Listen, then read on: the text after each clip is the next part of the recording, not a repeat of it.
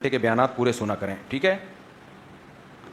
پھر بھی اگر وہ کہیں کہ یہ غیر سنجیدہ ہیں تو پھر گورنمنٹ میں کسی پر کہنے پر گورنمنٹ کی طرف سے کوئی پابندی نہیں ہے.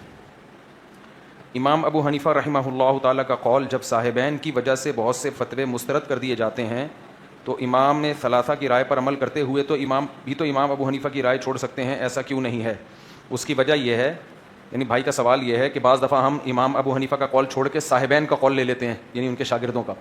تو پھر بعض دفعہ ایسا ہی کر لیا کریں کہ امام حنیفہ اور ان کے صاحبین کا قول لے کے باقی تینوں اماموں کا قول لے لیں.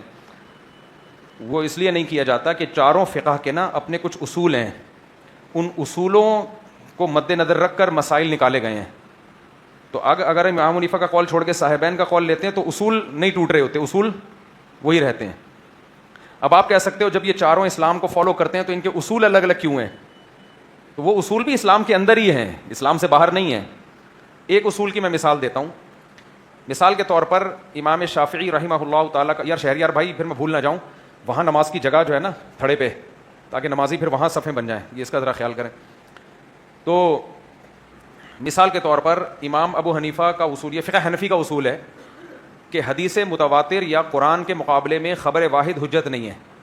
یعنی قرآن میں ایک حکم آ گیا نا اور صحیح حدیث ہے, لیکن وہ حدیث ہے خبر واحد, یعنی اس کو نقل کرنے والے بہت سارے لوگ نہیں ہیں, تو پھر امام حنیفہ قرآن کو سپیریئر رکھتے ہیں, حدیث میں یا تو تعویل کرتے ہیں یا رد کر دیتے ہیں.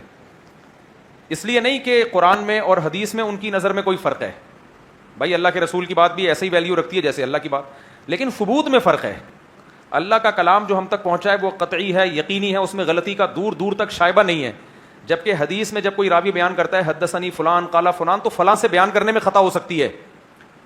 اب اس ہو سکنے کی بیس پہ حدیث کو رد نہیں کیا جائے گا. منکرین حدیث نے تو حدیث ہی رد کر دی نا. بھائی ایک آدمی اگر بیان کر رہا ہے تو غلطی بھی تو ہو سکتی ہے. بھائی ہو سکنے کی بیس پہ اگر ہم یہ مان لیں تو پھر تو دنیا میں کوئی کام ہو ہی نہیں سکتا. آپ جہاز میں بیٹھو گے, ہو سکتا ہے کہ وہ گر جائے. ٹرین میں جاؤ گے, ہو سکتا ہے وہ ٹریک سے اتر جائے. جج کے سامنے 10 لوگوں نے گواہی دے دی کہ یہ بندہ جمشید کو تو میں نے ابھی رخصت کر دیا, وسیم قاتل ہے, ہو سکتا ہے یہ غلط ہو سکتے ہیں کہ تو دنیا بہت بڑی ہے. تو اس لیے حدیث حجت ہے, چاہے خبر واحد ہو چاہے خبر متواتر ہو. لیکن اس ہو سکنے کے امکان کو اس وقت ویلیو دی جاتی ہے جب یہ اپنے سے زیادہ یقینی کے خلاف ہو. 100 آدمی ایک خبر آپ کو دے رہے ہوں اور ایک اس کے خلاف دے رہا ہو, تو وہ ایک اگرچہ سچا ہو لیکن اب اس سے غلطی کا امکان بڑھ گیا ہے. تو امام ابو حنیفہ حدیث کو حجت مانتے ہیں, دلیل مانتے ہیں, لیکن اگر قرآن کے یا حدیث متواتر کے مقابلے میں ہو تو صحیح ہونے کے باوجود بھی اس کو حجت نہیں مانتے. اس میں یا تو تعویل کریں گے یا اس کو رد کریں گے. جبکہ امام شافعی رحمہ اللہ تعالیٰ کا اصول اور ضابطہ یہ ہے کہ خبر واحد کو بھی وہی ویلیو دی جاتی ہے جو خبریں, یعنی جو قرآن کی آیت کو ویلیو دی جاتی ہے. اور اس اصول کی بیس پہ آگے احکام میں بھی فرق آتا ہے. ایک حکم بھی میں بتا دیتا ہوں. مثال کے طور پر قرآن مجید میں زانی کی سزا ہے الزانیۃ والزانی فاجلدوا کل واحد منہما 100 جلدہ. جو کنوارا مرد کے بارے میں, یہ مرد یا عورت زنا کرے 100 کوڑے مارو, یہ قرآن میں سزا ہے. حدیث میں آتا ہے کہ البکر بالبکر جلد 100 وتغریب عام. کنوارا مرد یا کنواری عورت اگر زنا کرے تو 100 کوڑے مارو اور 1 سال کے لیے اس کو ملک سے باہر نکال دو. اب امام شافعی اور امام احمد ابن حنبل کہتے ہیں کہ 1 سال کے لیے ملک سے باہر بھی نکالا جائے گا, جلا وطن بھی کیا جائے گا. امام حنیفہ کہتے ہیں نہیں, قرآن میں جو زانی کی سزا بیان کی ہے وہ A to Z کمپلیٹ سزا ہے, 100 کوڑے. لہذا یہ جو 1 سال کی جلا وطنی ہے اس حدیث کو تو رد نہیں کرتے. یہ نبی کریم صلی اللہ علیہ وسلم کا حکم, یہ سزا کے طور پہ نہیں ہے, یہ قاضی کو مشورے کے طور پر ہے. کیونکہ زانی اور زانیہ میں عشق ہو جاتا ہے نا اکثر, تو اس بات کا خطرہ ہے کہ یہ دوبارہ زنا کر لیں گے, تو اس کو یہاں سے کیا کرو. تو وہ کہتے ہیں کہ لیکن بعض دفعہ یہ ہوتا ہے کہ کچھ حالات ایسے ہوتے ہیں کہ اگر زانیہ عورت کو آپ نے جلا وطن کیا تو وہاں تو کمانے کا کوئی ذریعہ ہی نہیں ہے, تو عین ممکن ہے وہ زنا ہی کو پیشہ نہ بنا لے. تو کہتے ہیں یہ جو خبر واحد ہے یہ قرآن سے جو مضمون ثابت ہو رہا ہے اس کے خلاف ہے. خلاف کا مطلب بالکل یہ خلاف نہیں ہے. تو انہوں نے حدیث میں تعویل کی. بلا وجہ حدیث میں تعویل کرنا یہ منکرین حدیث کا کام ہے, یاد رکھو. بلا وجہ تعویل کرنا جائز نہیں ہے, لیکن ایک مضبوط دلیل کے خلاف آ رہی ہے تو اس میں امام ابو حنیفہ تعویل کرتے ہیں. جبکہ امام شافعی کہتے ہیں, امام احمد بن حنبل بھی یہی کہتے ہیں کہ نہیں بھائی سزا بھی دی جائے گی اور 1 سال کے لیے جلا وطن بھی کیا جائے گا. ایک اور مثال لے لیں اس کی. قرآن مجید میں آتا ہے چور کا ہاتھ کاٹنے کا حکم ہے نا قرآن مجید میں. چور کا ہاتھ, چور کرنے والا مرد ہو, چوری کرنے والا مرد ہو یا عورت ہو, دونوں کا ہاتھ کاٹ ڈالو, یہ قرآن میں حکم ہے. امام حنیفہ کہتے ہیں کہ اگر چور نے چوری کی, کسی کی گھڑی چرا لی اور بیچ کے پیسے کھا گیا, اور اب اس کا ہاتھ کٹے گا تو وہ گھڑی یا اس کے پیسے واپس کرنا اس کے ذمے نہیں ہے, بس وہ گئے, ٹھیک ہے نا. ہاں وہ گھڑی ایز اٹ از پڑی ہوئی ہے, مل جاتی ہے تو اٹھا کے دے دی جائے گی, لیکن وہ گھڑی کھا گیا نا بیچ بوچھ کے, تو اب اس کے ذمے اس کی قیمت نہیں ہے. حالانکہ نارمل حالات میں آپ کسی کی کوئی بھی چیز جب غصب کرتے ہیں, یا تو وہ چیز واپس کرو, اگر وہ ختم ہو گئی ہے تو اس کی قیمت واپس کرو. جیسے میں کہتا ہوں ڈاروین کو چاہیے, یہ کہہ رہا ہے کہ بندر تھے, ہماری دم تھی, اب غائب ہو گئی, بھائی دم کہاں گئی ہے, یا تو دم دو یا دم کے پیسے دو. یہ میں کہتا ہوں نا, اب لوگ کہتے ہیں پھر چٹکلے سناتے ہیں, بھائی ایک علمی بات کے بیچ میں تھوڑی سی بات کی ہے نا خالی. بھائی ڈاروین کہتا ہے کہ ہم بندر تھے, تو بتاؤ بندروں کی دم ہوتی ہے کہ نہیں ہوتی؟ وہ کہتے ہیں اس کے بعد ہم انسان بن گئے, دم کہاں گئی؟ یا تو دم دو یا دم کے پیسے چاہیے ہمیں. تو ہمارا بنتا ہے کہ نہیں بنتا؟ یہ کوئی سائنسی تھیوری بیان نہیں کر رہا ہے, اس کو مذاق ہی سمجھو. وہ بلحد لوگ نا کہتے ہیں یہ دیکھو یہ سائنس بیان کر اس کو, یہ بھائی وہ کہتے ہیں کہ ایوالو ہو کے دم بھی آہستہ آہستہ کیا ہوئی ہے, آہستہ آہستہ دم بھی غائب ہوئی ہے. لیکن یہ جتنے جواب دیتے ہیں نا اور پھنستے چلے جاتے ہیں. بھائی جب تم یہ مانتے ہو کہ دم آہستہ آہستہ مارکیٹ سے شارٹ ہوئی ہے, ایک دم سے نہیں کروڑوں سالوں میں ہوئی ہے, تو ایک نسل ایسی آئی ہوگی, بندر کی دم فار ایگزامپل فرض کر لو 3 فٹ ہوتی ہے یا 2 فٹ ہوتی ہے, تو ایک نسل ایسی آئی ہوگی کروڑوں سال میں کہ 1 فٹ رہ گئی ہوگی دم. کیا خیال ہے وہ والی نسل کدھر گئی؟ پھر اس کے بعد ایک نسل ایسی آئی ہوگی کہ آدھا فٹ دم رہ گئی ہوگی. کیا خیال ہے وہ نسل کہاں ہے؟ پھر ایک نسل ایسی آئی ہوگی کروڑوں سال میں کہ 1 انچ دم رہ گئی ہوگی, وہ نسل کہاں ہے؟ کمال کی بات ہے بندر بھی ہے اور انسان بھی ہے, یا تو پوری مکمل دم یا بالکل دم مارکیٹ سے شارٹ. تو یہ سائنٹیفکلی ممکن نہیں ہے, یہ تم نے شارٹ کیا ہے, لہذا دم دو یا دم کے پیسے دو. اس لیے بات ہمارا دعویٰ بالکل کیا ہے, اب سمجھ میں آئے گی تمہارے, دم انہوں نے غائب کی ہے, ٹھیک ہے. اچھا تو میں کیا مثال دے رہا تھا یار ابھی تو. ہاں اب امام شافعی رحمہ اللہ تعالیٰ فرماتے ہیں بھائی چور کا ہاتھ کاٹا جائے گا, یہ تو چوری کی سزا ہے, اور جس کی چوری کی ہے وہ گھڑی اگر بیچ کے کھا گیا ہے تو گھڑی کے پیسے بھی دیے جائیں گے. وجہ کیا ہے؟ حدیثوں سے یہ بات ثابت ہے بھائی جو بھی کسی چیز کی چیز غصب کرتا ہے ضمان واجب ہوتا ہے.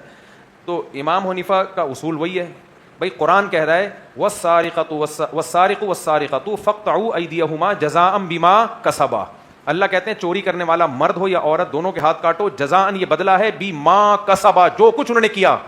تو جو کچھ کیا اس کا ٹوٹل بدلہ قرآن کیا بیان کر رہا ہے؟ ہاتھ کٹنا. تو اس کے علاوہ کوئی پینلٹی نہیں ڈالی جائے گی ان کے اوپر, اس کے علاوہ کوئی پینلٹی نہیں ڈالی جائے گی. اچھا اس میں ایک مزے کی بات بھی ہے, ایک علمی نقطہ بھی ہے. کہنے کو تو اس میں آپ چور کو فیور دے رہے ہیں, ہاتھ تو کٹ گیا لیکن اس بیچارے کا تو نقصان ہو گیا نا, جس نے کیس کر کے اس پہ چوری کا کیس کیا, اس کی تو گھڑی گئی نا, اس بیچارے کا تو بیڑا غرق ہو گیا. لیکن اس میں ایک فائدہ بھی ہے, حدیثوں سے یہ بات بھی ثابت ہے کہ حدود کو جس حد تک ممکن ہو ساقط کیا جائے. یعنی اسلام حد جاری کرنے کو, یعنی جب ثبوت ہو تو پھر تو حکم دیا جائے گا, لیکن حتی الامکان اسلام کوشش کرتا ہے کہ حد جاری نہ ہو. اس میں شک کا فائدہ مجرم کو دیا جاتا ہے.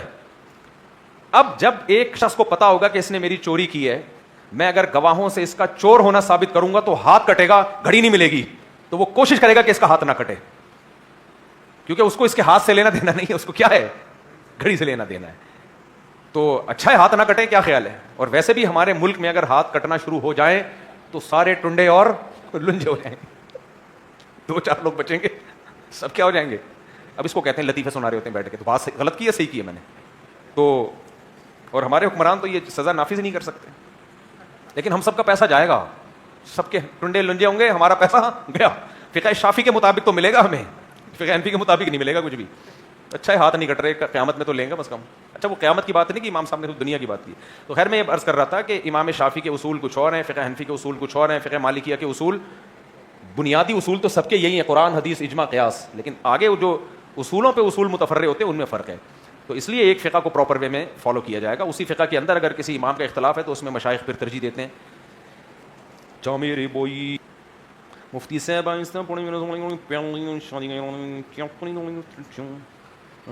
جواب بھی آہستہ دوں, تو جواب جب آہستہ دوں گا تو الٹا کر کے لوگ اس کو سوال بنا لیں گے, تو وہ تو پتہ چل جائے گا. کیا خیال ہے بھائی؟ بات یہ ہے کہ جو شخص پہلے سے ارادہ ہو میں پکی ڈھکی دوسری شادی کروں گا, پکا ارادہ ہو, تو لڑکی والوں کو بتا دے میں کروں گا. ان کو دھوکے میں نہ رکھے, اندھیرے میں نہ رکھے. انہوں نے دینا ہوگا دے دیں گے, نہیں دینا ہوگا نہیں دیں گے. لالچ مت کرو. میرے سامنے ایسے لوگ آئے ہیں, ان کا پہلے سے ارادہ تھا, تو میں نے کہا تم نے کسی لڑکی کو نکاح کا پیغام بھیجا ہوا ہے, تمہارا سے پہلے سے دوسری شادی کا ارادہ ہے, تو ان کو بتا دو. کہنے میں بتاؤں گا تو وہ دیں گے ہی نہیں. میں نے کہا نہ دیں بھائی. وہ اگر کسی کمارے کو دینا چاہتے ہیں, وہ چاہتے ہیں کہ ہم نہیں چاہتے کہ ہمارے داماد دوسری کرے تو آپ کیوں ان کو دھوکے میں رکھیں؟ یا تو کسی کا ارادہ ہی بعد میں ہوا ہو نا, وہ ایک الگ بات ہے, کسی کا ارادہ ہی بعد میں ہو, آپ کا تو پہلے سے ارادہ ہے. کہہ رہے نہیں, میں نے کہا بھائی صاحب آپ کسی طلاق یافتہ سے کر لو, بیوہ سے کر لو. کہہ رہے نہیں میں نہیں کروں, یوں کرنے شروع ہو گئے نا. پھر وہ پھر کی انہوں نے اسی کماری سے کی, پھر تھوڑے دن بعد میں دوسری کروں گا, 2 فسادات. میں نے کہا یار آپ کو بات یہ کہ یہ چاہتے ہیں 10 انگلیاں گھی میں ہوں ان کی, یہ غیر اخلاقی حرکت ہے, غیر شائستہ حرکت ہے. آپ کا جب پہلے سے ارادہ ہے آپ بتا دو, ویژنری بن کے یہ کام کرو, 2 نمبر بن کے ٹھرکی بن کے یہ کام مت کرو. 2-3 شادیاں اسی وجہ سے بدنام ہوتی ہیں کہ یہ کام شریف لوگ کر نہیں رہے ہیں, سنجیدہ لوگ کر نہیں رہے ہیں, یہ ٹھرکی لوگ کر رہے ہیں یہ سارے کام, دھوکے دے دے کے جھوٹ بول کے یہ کام ہو رہے ہیں.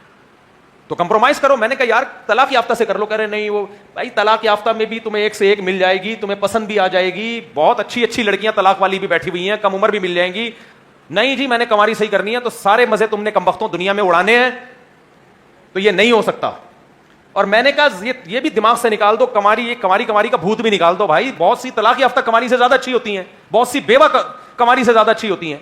اب ایک لڑکی جوان ہے, خوبصورت ہے, بااخلاق ہے, اس کا شوہر ایکسیڈنٹ میں ڈیتھ ہو گئی, تو کیا ہو گیا اگر وہ بیوہ ہو گئی ہے, اس سے کیا اس میں خرابی پیدا ہو گئی ہے, بلکہ وہ آپ کے ساتھ زیادہ اچھے رہے گی. اس کو ایک دھبا لگ چکا ہے بیچارے, دھبا تو نہیں کہنا چاہیے, سوسائٹی میں اس کو دھبا سمجھا جاتا ہے, صحابہ میں نہیں سمجھا جاتا تھا. ایک سوسائٹی میں جس کو ایک عیب سمجھا جاتا ہے, حقیقت میں کوئی عیب نہیں ہے. تو میں نے کہا وہ تمہارے ساتھ زیادہ اچھا گزارا کرے گی. نہیں, وہی بات ہے, چھتے میں منہ دے کے شہد پی رہے ہیں اور پھر بولتے ہیں مکھیاں کاٹ رہی ہیں. دفعہ یہاں سے سالے کہیں کے, یہ بدنام کرتے ہیں شادیوں کو اور رسوا کرواتے ہیں اس فلسفے کو. غیرت مند بنو. کیا بنو؟ غیرت مند.